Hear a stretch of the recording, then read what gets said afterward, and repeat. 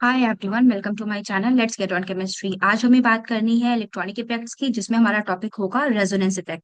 Inductive effect तक हमने previous classes में डिस्कस कर लिया है।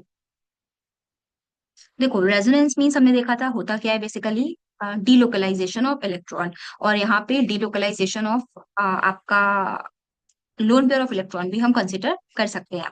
देखो, रेजोनेंस इफेक्ट जो हमारा एप्लीकेबल होता है ना एज इलेक्ट्रॉनिक इफेक्ट, तो ये दो तरह से होता है। एक हमारा होता है प्लस आर और एक हमारा होता है माइनस आर। प्लस हमेशा हम उन ग्रुप्स के लिए रखते हैं जो कि इलेक्ट्रॉन डोनर इफेक्ट रखते हो, और माइनस हम लोग हमेशा उसके लिए रखते हैं जो कि इलेक्ट्रॉन विदड्रॉइंग इफेक्ट रखते हो। तो बेसिकली आपके प्लस आर ग्रुप क्या करते हैं, आपके plus R group pi bond के थ्रू इलेक्ट्रॉन डोनेट करते हैं, जबकि जितने माइनस आर ग्रुप्स होते हैं वो आपके पाई बॉन्ड के थ्रू इलेक्ट्रॉन विथड्रॉ करते हैं। तो पहले हम समझते हैं प्लस आर इफेक्ट को।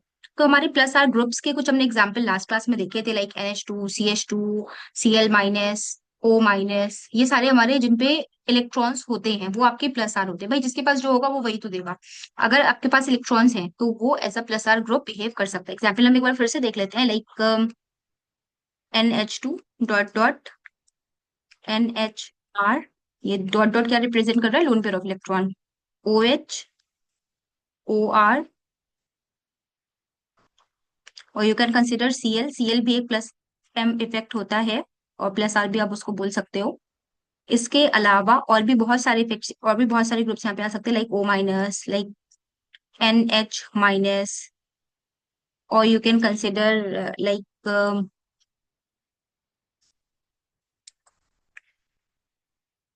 और you can consider NH-, O-। Sulphur भी थोड़ा बहुत वीकली इलेक्ट्रॉन देता है, मतलब क्योंकि ऑर्बिटल का साइज बड़ा होता है तो इलेक्ट्रॉन डोनेशन बहुत अच्छे से नहीं हो सकता, but still it is also a electron donor, क्योंकि इसके पास भी लोन पेयर ऑफ इलेक्ट्रॉन्स हैं। तो अब हम इसमें आगे देखते हैं इसी डिस्कशन को।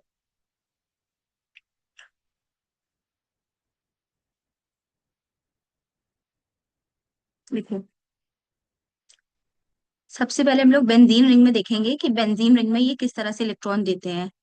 तो ये हमारी एक अच्छी सी बेंजीन रिंग हो गई। अब सपोज इसके साथ में अटैच्ड है NH2 ग्रुप। कौन सा ग्रुप है भाई, ये NH2 ग्रुप है, ठीक है। नाइट्रोजन के पास अपने इलेक्ट्रॉन्स होते हैं। तो देखो, ये क्योंकि नाइट्रोजन है, नाइट्रोजन के पास अपने इलेक्ट्रॉन होते हैं, नाइट्रोजन क्या करेगा, अपने इलेक्ट्रॉन इधर ट्रांसफर करेगा, अपने इलेक्ट्रॉन इधर ट्रांसफर करेगा। और जब नाइट्रोजन इधर इलेक्ट्रॉन ट्रांसफर करेगा तो इस पर्टिकुलर कार्बन एटम पे 5 बॉन्ड बन सकते हैं। भाई एक चार तो ऑलरेडी है, जब नाइट्रोजन भी इलेक्ट्रॉन देगा तो यहाँ पे 5 बॉन्ड बन जाएंगे। तो 5 बॉन्ड का तो कोई केस पॉसिबल नहीं होता, भाई कार्बन कभी भी 5 बॉन्ड नहीं बनाता। तो कार्बन क्या करेगा, इस पाई बॉन्ड को ब्रेक कर देगा, क्योंकि देखो इन तीनों में से तो सारे सिग्मा बॉन्ड है, तो उनमें से तो कोई नहीं हिलने वाला। हिलेगा क्या, पाई बॉन्ड हिलेगा। तो ये पाई बॉन्ड टूट जाएगा। अब बाकी हमारा ये फिर से कुछ इस तरह का स्ट्रक्चर बन जाएगा। इस पे माइनस आ गया, इधर आ गया डबल बॉन्ड, इधर आ गया डबल बॉन्ड, और यहाँ पे हमारा हो गया NH2। अब नाइट्रोजन ने क्योंकि इलेक्ट्रॉन दिया था, देने वाले पे हमेशा आता है पॉजिटिव चार्ज और लेने वाले पे आता है निगेटिव चार्ज, क्योंकि नाइट्रोजन ने दिया था तो it will acquire a positive charge. अब फर्दर देखो, ये इलेक्ट्रॉन है।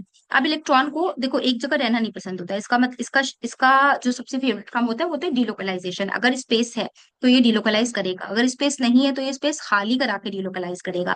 अभी खाली कैसे कराएगा, देखो सिग्मा बॉन्ड है यहाँ, पास में 2 सिग्मा बॉन्ड है ना, और एक यहाँ कहीं हाइड्रोजन भी अटैच्ड होगा भाई, है ना। जैसे बेंजीन में एक हाइड्रोजन होता है, वैसे यहाँ पे भी, यहाँ पे पांचों पे क्या है, हाइड्रोजन ही तो है। इन सब पांचों पे हाइड्रोजन हाइड्रोजन है, ठीक है, पांचों कार्बन पे। तो ये क्या करेगा, इस पाई बॉन्ड को ब्रेक करा देगा, है ना। ये इलेक्ट्रॉन इधर देगा इस कार्बन के ऑर्बिटल में, और पाई बॉन्ड टूट के इलेक्ट्रॉन पाई बॉन्ड के यहाँ पे शिफ्ट कर देगा। तो फिर इस तरह से आप कह सकते हो कि निगेटिव चार्ज का डीलोकलाइजेशन हुआ, है ना। निगेटिव चार्ज खुद नहीं, ये वाला निगेटिव चार्ज उड़ के यहाँ नहीं पहुंच जाता है, निगेटिव चार्ज अपना इलेक्ट्रॉन इधर ट्रांसफर कराता है पास वाले ऑर्बिटल में, और पास वाले ऑर्बिटल के इलेक्ट्रॉन खाली करा के यहाँ पे शिफ्ट कर देगा पैरा पोजिशन पे। तो इस तरह से हम देख सकते हैं कि निगेटिव चार्ज जो है पूरी बेंजीन रिंग में आपका चलता रहता है। एन पे तो प्लस आ ही गया था।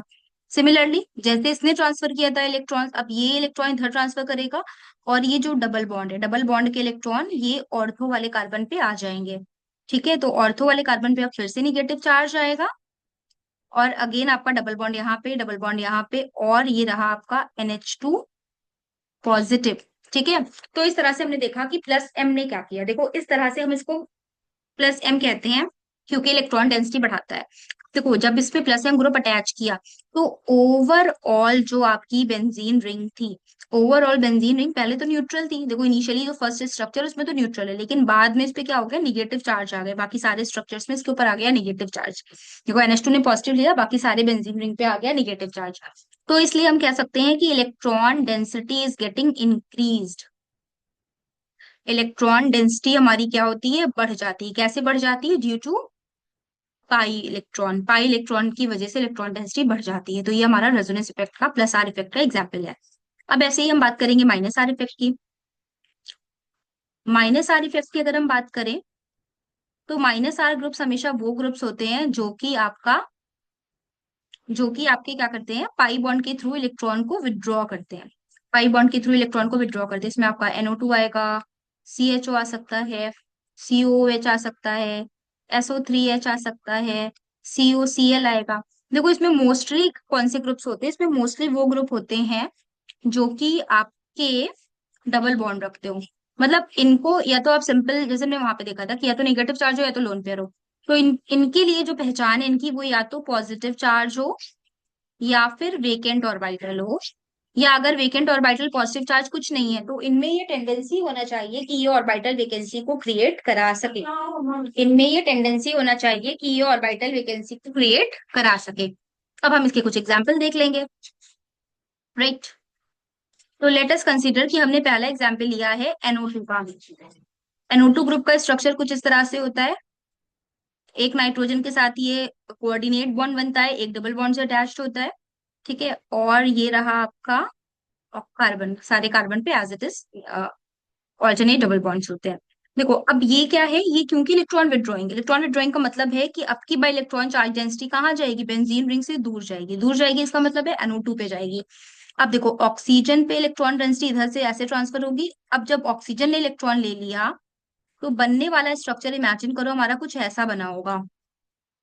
नाइट्रोजन, ऑक्सीजन पे निगेटिव चार्ज आ गया, ये वाला ऑक्सीजन क्योंकि नेगेटिव बॉन्ड बना रहा है तो ये एज इट इज रहेगा। बाकी यहाँ डबल बॉन्ड है, यहाँ सिंगल डबल बॉन्ड और यहाँ पे डबल बॉन्ड, ठीक है। अब जरा नाइट्रोजन को देखो, क्या नाइट्रोजन की वैलेंसी सेटिस्फाइड है, नहीं सेटिस्फाइड है भाई। क्यों नहीं सेटिस्फाइड है, क्योंकि नाइट्रोजन की वैलेंसी, देखो ये वाला जो बॉन्ड है ना, ये तो एडिशनल बॉन्ड है ना। NO2 के स्ट्रक्चर को जरा समझना। ये सपोज नाइट्रोजन ने ये डबल बॉन्ड बनाया था, ये जो लोन पेयर्स थे ये दे करके ये डेटिव बॉन्ड बना रहा है, बाकी जो सिंगल बॉन्ड ये यहाँ पे आपका R ग्रुप से बना रहा है वो इधर बना रहा है, ठीक है। यानी कि 1 2 3 कोवलेंट बॉन्ड तो ये तीन बना सकता है ना, तो ये तीन ही बनाएगा। यहाँ पे सिर्फ दो कोवलेंट बॉन्ड बन रहे, तो डेटिव बॉन्ड तो क्या अपने लोन पेयर नाइट्रोजन ने डोनेट कर दिए थे, राइट। भाई यहाँ पे वैलेंसी सेटिस्फाइड नाइट्रोजन की नहीं हो रही है। अब हमें अगर वैलेंसी सेटिस्फाइड करनी है, तो ये देखो नाइट्रोजन को इलेक्ट्रॉन्स चाहिए ना, नाइट्रोजन का तो अभी एक एक इलेक्ट्रॉन कैसा है, अनपेयर्ड है ना, उसको इलेक्ट्रॉन चाहिए। तो वो क्या करेगा, इधर से पाई इलेक्ट्रॉन डेंसिटी विथड्रॉ करेगा। कहाँ से करेगा भाई, बेंजीन रिंग से, है ना। बेंजीन रिंग से ये इलेक्ट्रॉन को विथड्रॉ करेगा कुछ इस सेंस में। तो फिर हमें क्या मिल सकता है, अब की बार देखो बेंजीन रिंग से इलेक्ट्रॉन इधर गए हैं, ठीक है। तो इलेक्ट्रॉन जिधर जाते हैं उधर निगेटिव चार्ज आता है, और जिधर से जाते हैं उधर आता है पॉजिटिव चार्ज, ठीक है। तो क्योंकि यहाँ से इलेक्ट्रॉन गए हैं, तो ऑर्थो पोजिशन पे आएगा पॉजिटिव चार्ज। डबल बॉन्ड दोनों एज इट इज रहेंगे। अब जैसे निगेटिव चार्ज का डिलोकलाइजेशन हो रहा था, वैसे पॉजिटिव चार्ज का भी डिलोकलाइजेशन होगा। कैसे होगा भाई, ये पॉजिटिव चार्ज है, मतलब कि इसका मतलब यहाँ पे क्या है, यहाँ पे है वेकेंट ऑर्बिटल। पॉजिटिव चार्ज का मतलब ही होता है वेकेंट ऑर्बिटल। और यहाँ पे क्या है, यहाँ पे दो इलेक्ट्रॉन है, ऐसे इमेजिन करो। यहाँ पे क्या है, यहाँ पे दो इलेक्ट्रॉन्स हैं पाई बॉन्ड के, ठीक है। ये दो इलेक्ट्रॉन है जो कि इस पाई बॉन्ड, हम इस पाई बॉन्ड की बात कर रहे हैं, सिग्मा से में नहीं मतलब। तो ये पाई बॉन्ड वाली इलेक्ट्रॉन डेंसिटी इस वेकेंट ऑर्बिटल में ट्रांसफर हो गई, ठीक है। इस पाई बॉन्ड वाली इलेक्ट्रॉन डेंसिटी इस जो ऑर्थो पे वेकेंट ऑर्बिटल था उसमें ट्रांसफर हो गई। तो हमें जो स्ट्रक्चर मिलेगा वो कुछ इस तरह का हो सकता है। यहाँ पे आपका पॉजिटिव चार्ज आ गया, देखो यहाँ से इलेक्ट्रॉन गए हैं, तो जहां से इलेक्ट्रॉन जाते हैं, जहां से इलेक्ट्रॉन दूर जाते हैं वहां पे पॉजिटिव चार्ज आता है। यहाँ पे डबल बॉन्ड, यहाँ पे डबल बॉन्ड फिर से बन जाएगा। और ये आपका NO पे माइनस है एक, और एक O अटैच्ड है आपका डेटिव बॉन्ड से। फिर अगेन हम यहाँ पे नेक्स्ट स्ट्रक्चर देखेंगे। देखो अब ये जो है, ये चार्ज आपका अभी और मूव कर सकता है इसमें, ठीक है। अब ये और कैसे मूव करेगा, अब ये पैरा से वापस ऑर्थो पे जाएगा, ये इलेक्ट्रॉन इधर ट्रांसफर करेगा। अब भाई इलेक्ट्रॉन जब यहाँ के दोनों इलेक्ट्रॉन जब इधर चले गए हैं तो ऑब्वियसली अब की बार ऑर्थो पे पॉजिटिव चार्ज आएगा, इस तरह से ऑर्थो पे पॉजिटिव चार्ज आएगा। नाइट्रोजन से जैसे ओ जुड़ा हुआ है पहले स्ट्रक्चर में, एज इट इज सब में रहने वाला है। ठीक है, वो नहीं चेंज होगा। तो इस तरह से इलेक्ट्रॉन का डीलोकलाइजेशन होता है। तो यहाँ पर हम क्या देखते हैं, अगर हम इसको समराइज करें, इसको अगर हम समराइज करना चाहें तो हम कह सकते हैं कि जो कभी भी अगर हम रेजोनेंस की बात करें तो रेजोनेंस में क्या होता है, डीलोकलाइजेशन होता है। किसका होता है, पाई इलेक्ट्रॉन्स का और लोन पेयर ऑफ इलेक्ट्रॉन का। ठीक है, इसी के साथ में जितने भी एटम्स इन्वॉल्व है ना, या इनके लिए आप न्यूक्लियस टर्म यूज कर सकते हो या आप एटम बोल सकते हो, जितने भी एटम्स इन्वॉल्व हैं या जितने भी सिग्मा बॉन्ड्स हैं वो सारे के सारे एज इट इज रहेंगे, उसमें कोई भी चेंज नहीं आएगा। मतलब उनकी पोजीशन में कोई चेंज नहीं आएगा, कोई एटम अपनी जगह से मूव नहीं करेगा। सिग्मा बॉन्ड जितने आपके एक स्ट्रक्चर में उतने सारे ही रेजोनेटिंग स्ट्रक्चर्स में रहते हैं। अब फर्दर कोई भी ऐसा रेजोनेटिंग स्ट्रक्चर जिसमें चार्ज हो, है ना, एक रेजोनेटिंग स्ट्रक्चर जिसमें चार्जेस हो और एक रेजोनेटिंग स्ट्रक्चर जिसमें कोई चार्जेस ना हो, मतलब कि वो न्यूट्रल हो। ठीक है, जो कंप्लीटली न्यूट्रल हो वो ज्यादा स्टेबल होगा कंपेरेबल टू द वन जिसपे चार्जेस ज्यादा हो। ठीक है, अब इमेजिन करो आपके पास एक रेजोनेटिंग स्ट्रक्चर है इस कंपाउंड का। ठीक है, दूसरा मैंने क्या किया, इस कंपाउंड का रेजोनेटिंग स्ट्रक्चर मैंने इस तरह से बना दिया, कुछ इधर इसको ट्रांसफर कर दिया, इसको इधर ट्रांसफर कर दिया। ठीक है, अब देखना, यहाँ पे से इलेक्ट्रॉन गया है तो यहाँ पे आया पॉजिटिव चार्ज, यहाँ पे आ गया डबल बॉन्ड, यहाँ से फिर इलेक्ट्रॉन इधर चला गया तो यहाँ पे आ गया निगेटिव चार्ज। देखो जैसा ये वाला स्ट्रक्चर है, सिग्मा बॉन्ड की पोजीशन वही है, पाई बॉन्ड की पोजीशन वही है, सारे एटम्स की सिग्मा बॉन्ड की पोजीशन और सारे एटम्स की पोजीशन सेम है। लेकिन हमने क्या किया, इलेक्ट्रॉन्स का ट्रांसफर कर दिया। और देखो ये क्या कर दिया, इसको चार्ज बना दिया। पहले तो ये इनिशियली ये न्यूट्रल था, ये आपका क्या है, डाई ब्यूटाडाइन है। अभी इनिशियली ये न्यूट्रल था और हमने अब इसको क्या कर दिया है, चार्ज इलेक्ट्रॉन्स का मूवमेंट करा के हमने इसमें चार्जेस डेवलप कर दिए। तो ऑब्वियस है कि जो स्ट्रक्चर नंबर 1 है कंपेरेबल टू स्ट्रक्चर नंबर 2, इसकी स्टेबिलिटी ज्यादा होगी। क्यों, क्योंकि A first one is neutral. Neutral हमेशा न्यूट्रल जो स्ट्रक्चर्स होते हैं उनकी स्टेबिलिटी ज्यादा होती है। अब इसमें अगर हम फर्दर बात करें कि इमेजिन करते हैं हमारे पास कोई कंपाउंड है लाइक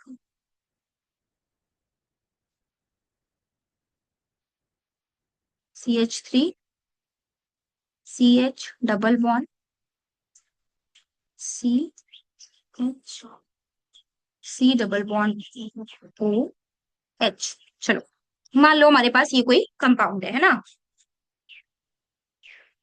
हमारे पास ये कोई कंपाउंड है, ये है क्या, बेसिकली आपका एल्डिहाइड है और वो कैसा है, अल्फा बीटा अनसैचुरेटेड एल्डिहाइड है। ठीक है, ये आपका अल्फा कार्बन है, ये आपका बीटा कार्बन, ये आपका अल्फा कार्बन है, ये आपका बीटा कार्बन है, ये आपका गामा कार्बन है। तो अल्फा बीटा अनसैचुरेटेड एल्डिहाइड है हमारा ये। अब इमेजिन करो, ये तो इसका न्यूट्रल फॉर्म हो गई।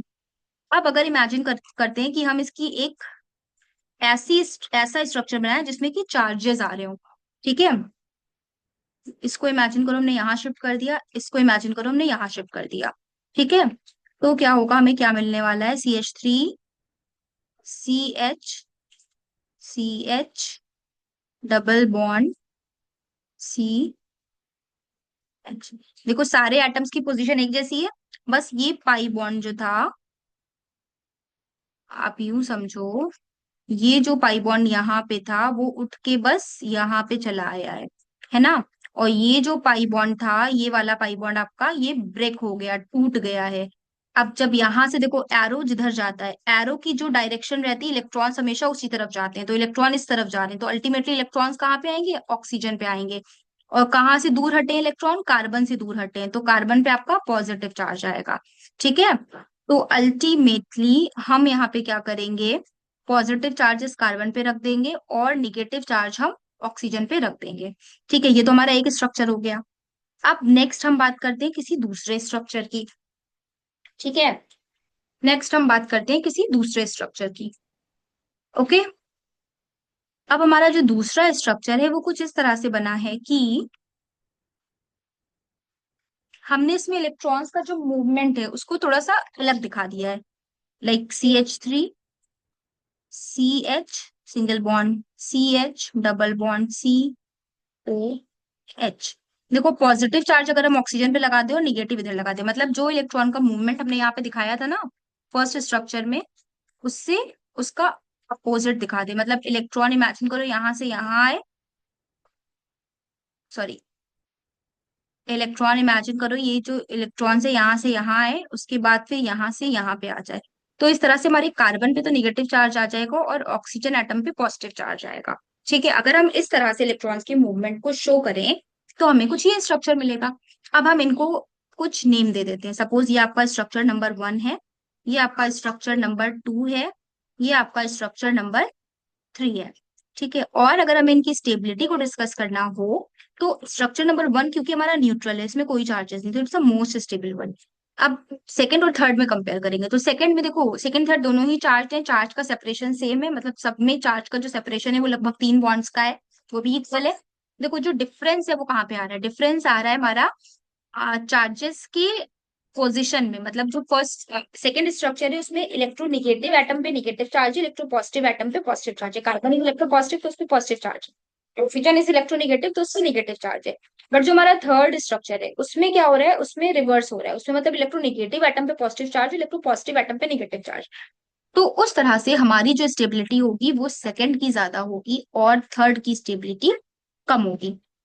तो ये भी एक रेजोनेंस की कंडीशन है कि भाई जो इलेक्ट्रोनिगेटिव एटम है उस पे निगेटिव चार्ज आना चाहिए और जो इलेक्ट्रोपॉजिटिव एटम है उस पे पॉजिटिव चार्ज आता है, तो वो रेजोनेटिंग स्ट्रक्चर आपका ज्यादा। देखो रेजोनेटिंग स्ट्रक्चर्स तो ये तीनों ही है, बट जो फर्स्ट स्ट्रक्चर सेकंड स्ट्रक्चर है वो थर्ड के कंपैरिजन में ज्यादा स्टेबल हो जाएगा। तो ये तो बात हो गई हमारे रेजोनेटिंग स्ट्रक्चर्स की स्टेबिलिटी की बात।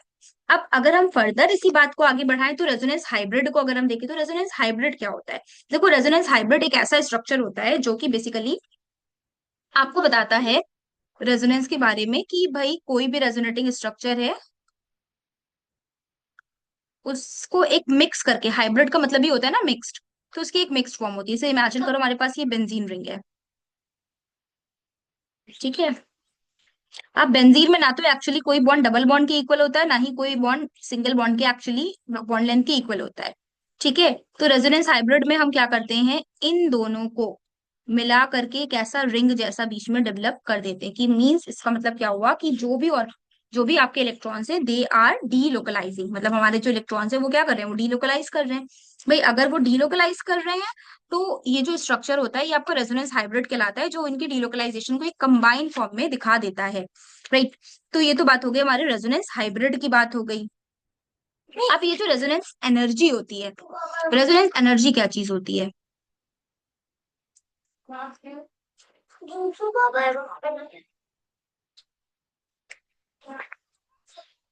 रेजोनेंस एनर्जी क्या होती है, देखो रेजोनेंस एनर्जी हमारी जो होती है, रेजोनेंस हाइब्रिड की एनर्जी हो और जो मोस्ट स्टेबल कैनोनिकल फॉर्म हो, जो मोस्ट स्टेबल कैनोनिकल फॉर्म हो, उनकी एनर्जी का जो डिफरेंस होगा उसको हम लोग कहते हैं रेजोनेंस एनर्जी। ठीक है, रेजोनेंस एनर्जी क्या होती है, आपकी जो रेजोनेंस हाइब्रिड की एनर्जी है और मोस्ट स्टेबल कैनोनिकल फॉर्म की जो एनर्जी है उसको हम लोग कहते हैं रेजोनेंस एनर्जी। अब रेजोनेंस एनर्जी बेसिकली जितना ज्यादा ये डिफरेंस आएगा रेजोनेंस एनर्जी उतनी हाई, रेजोनेंस एनर्जी जितनी हाई उतना स्टेबल हमारा कम, रेजोनेंस एनर्जी जितनी ज्यादा होगी उतना स्टेबल हमारा कंपाउंड हो जाएगा। ऑलराइट, तो ये तो बात हो गई रेजोनेंस हाइब्रिड, रेजोनेंस एनर्जी की। ठीक है, अब नेक्स्ट हम लोग स्टार्ट करते हैं अपना next topic, that is called as hybridize, sorry hyper conjugation, that is called as hyper, मम्मा खेलने आई, हाइपर कॉन्जुगेशन। देखो हाइपर कॉन्जुगेशन क्या होता है, हाइपर कॉन्जुगेशन बेसिकली आपका इसके, इनको पहले हम लोग इनके और नामों से जान लेते हैं, जिसको हम लोग कहते हैं Baker Nathan effect, Baker Nathan effect,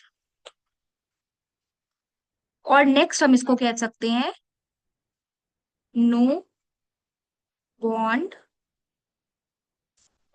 resonance, Baker Nathan effect और नो बॉन्ड रेजोनेंस हम इसको कह सकते हैं। एक्चुअली होता क्या है देखो, हाइपर कॉन्जुगेशन में, हाइपर कॉन्जुगेशन के लिए एक कंडीशन होती है, एक कंडीशन होती है, एक तो वेकेंट ऑर्बिटल चाहिए हमें, वेकेंट ऑर्बिटल चाहिए।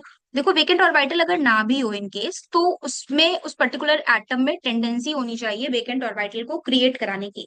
अब भाई वेकेंट ऑर्बिटल क्रिएट कराने की टेंडेंसी को अगर हम सीधे सीधे समझना चाहें तो होता क्या है, देखो जैसे हमारे पास इथेन है, लाइक CH3 तो इसमें तो कोई टेंडेंसी नहीं कि वेकेंट ऑर्बिटल क्रिएट करा सके, है ना। वेकेंट ऑर्बिटल क्रिएट कराने की टेंडेंसी मोस्टली हम उनमें उन और एटम्स में देख सकते हैं, उन सॉरी उन मॉलिक्यूल्स में देख सकते हैं जहां पे आपका पाई बॉन्ड इन्वॉल्व, जैसे कि ये एल्कीन, ठीक है। यहाँ पे हम देख सकते हैं कि वेकेंट ऑर्बिटल क्रिएट हो सकता है, मतलब पाई बॉन्ड टूट सकता है और वेकेंट ऑर्बिटल बन सकता है। तो या तो वेकेंट ऑर्बिटल हो, पहली कंडीशन होती है। दूसरी होती है या तो वेकेंट ऑर्बिटल क्रिएट कराने की टेंडेंसी, वो बात एक ही है ना, दोनों हम एक ही पॉइंट में कंसिडर कर सकते हैं। फर्दर हम यहाँ पे एक जो इंपॉर्टेंट है that is the presence of alpha hydrogen. Alpha hydrogen, alpha hydrogen किसके रेस्पेक्ट में, अल्फा हाइड्रोजन किसके रेस्पेक्ट में भाई, जो वेकेंट ऑर्बिटल हो उसके रेस्पेक्ट में जो अल्फा हाइड्रोजन हो वो होना चाहिए। अगर अल्फा हाइड्रोजन नहीं है तो हाइपर कॉन्जुगेशन आपको नहीं मिल सकता, ठीक है। और फिर सीधी सी बात है, जितने हाइपर कॉन्जुगेटिंग स्ट्रक्चर्स बनेंगे उतनी ज्यादा स्टेबिलिटी होगी, जितने अल्फा हाइड्रोजन होंगे उतने ही हाइपर कॉन्जुगेटिंग स्ट्रक्चर बनेंगे। टोटल अगर हम बात करें हाइपर कॉन्जुगेटिंग स्ट्रक्चर्स की, तो क्या होता है अल्फा हाइड्रोजन प्लस वन, है ना। जितने अल्फा हाइड्रोजन होंगे उसमें वन ऐड कर दो, आपको टोटल हाइपर कॉन्जुगेटिंग स्ट्रक्चर्स मिल जाएंगे। अब हम लोग इसको समझते हैं एक्चुअली ये होता क्या है भाई, व्हाट इज हाइपर कॉन्जुगेशन। देखो अब यहाँ पे इसको हम समझ कैसे सकते हैं, सपोज हमारे पास एक कंपाउंड है, लाइक एक एग्जाम्पल हम लेते हैं यहाँ पे कार्बोकैटायन का, CH3CH2 पॉजिटिव। देखो ये carbon atom having a positive charge, तो ये हमारा कार्बोकैटायन है, राइट। अब यहाँ पे अल्फा हाइड्रोजन का क्या रोल है, वेकेंट ऑर्बिटल का क्या रोल है, देखो कार्बन पे पॉजिटिव चार्ज है तो it is shouting that I am having alpha hydrogen, ठीक है। कार्बन पे पॉजिटिव चार्ज है तो इट मीन्स ये कंफर्म है कि यहाँ पे अल्फा हाइड्रोजन तो सॉरी इसमें यहाँ पे पॉजिटिव चार्ज तो वेकेंट ऑर्बिटल तो प्रेजेंट है। अब वेकेंट ऑर्बिटल तो कंफर्म हो गया हमें, लेकिन ये क्या है भाई, CH3 है भाई, यही तो इसके अल्फा में है। इसकी जो एडजेसेंट होता है वही अल्फा कहलाता है, तो अल्फा कार्बन भी है और अल्फा कार्बन पे total of 3 hydrogen are here, तो 3 हाइड्रोजन भी है, ठीक है। तो यानी कि ऑब्वियस है कि ये जो इथाइल कार्बोकेटाइन है आपका, it will show hyper conjugation. अब हाइपर कॉन्जुगेशन ये कैसे शो कर सकता है भाई, तो हम इसको देख सकते हैं, like CH, H, H, H, positive. ये तो हमने बात कर ली अल्फा हाइड्रोजन, ये तो हमारा सेम स्ट्रक्चर है ना, ये तो वही सेम स्ट्रक्चर है जो हमारा ये वाला था, ठीक है, इसको हटा होगा। अब इमेजिन करो होता क्या है यहाँ पे, यहाँ पे होता ये जो अल्फा हाइड्रोजन है, हम क्यों चाह रहे थे कि अल्फा हाइड्रोजन हो भाई, अल्फा हाइड्रोजन जो है वो अलग हो जाएगा अल्फा कार्बन से और अपने इलेक्ट्रॉन को ट्रांसफर कर देगा इधर। तो इसने तो बना लिया H+, ये कार्बन था, कार्बन से 2 हाइड्रोजन एज इट इज रहे। अब जब इसने H+ बनाया तो ऑब्वियस है कि एज सुन एज इसने अपना इलेक्ट्रॉन ट्रांसफर किया कार्बन को, कार्बन के पास था निगेटिव चार्ज और इसके बराबर में ये पॉजिटिव चार्ज तो ऑलरेडी बैठा था, ठीक है। तो ये निगेटिव और ये पॉजिटिव मिलके बना लेगा पाई बॉन्ड, ठीक है। तो इस तरह से आपको कार्बन कार्बन डबल बॉन्ड मिल जाएगा, है ना, कार्बन कार्बन डबल बॉन्ड मिल जाएगा। अब नेक्स्ट हम यहाँ पे क्या कर सकते हैं, जितने भी हमारे कार्बन जितने भी हमारे हाइड्रोजन्स हैं वो सब बारी बारी क्या करेंगे, H+ की फॉर्म में आएंगे। सपोज इसने H+ बना लिया, ये 2 हाइड्रोजन एज इट इज हमारे रहेंगे कार्बन पे, double bond CH2, again H, अब ये वाला जो कार्बन है, ये वाला हाइड्रोजन आपका H+ बनाएगा और ये डबल बॉन्ड CH2 रह जाएगा, ठीक है। तो अल्टीमेटली हमने देखा है यहाँ पे क्या कि कोई भी कार्बन एटम जिसके पास अल्फा हाइड्रोजन हो और दूसरा वेकेंट ऑर्बिटल हो या वेकेंट ऑर्बिटल क्रिएट कराने की टेंडेंसी हो, वो हाइपर कॉन्जुगेशन शो कर सकता है। अब यहाँ पे अगर नेक्स्ट आपसे पूछा जाए how many hyperconjugating structures are here, तो टोटल स्ट्रक्चर्स जो हैं आपके, टोटल हाइपर कॉन्जुगेटिंग स्ट्रक्चर्स की अगर आपसे बात की जाए तो ये तो वन, याद है तुमने टोटल को 1 2 3 4 4 है, और हमने अभी पढ़ा था 1 + number of alpha hydrogen. Hmm.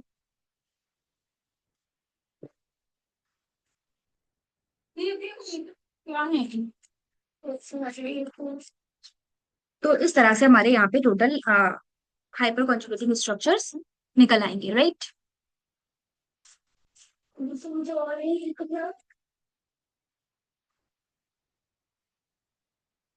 Okay.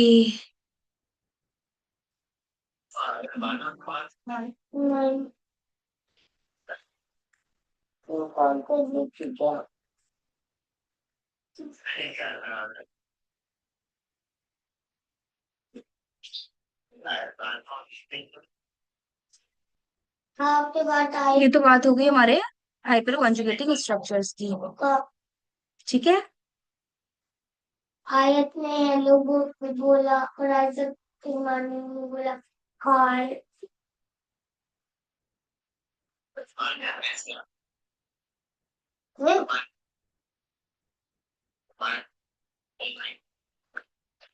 All right, तो ये हमने देखा आज इस वीडियो में कि हाइपर कॉन्जुगेशन और रेजोनेंस बेसिकली होता क्या है, उसको हम कैसे देख सकते हैं ना, हाइपर कॉन्जुगेशन की क्या कंडीशंस होती हैं और रेजोनेंस की क्या कंडीशन होती हैं।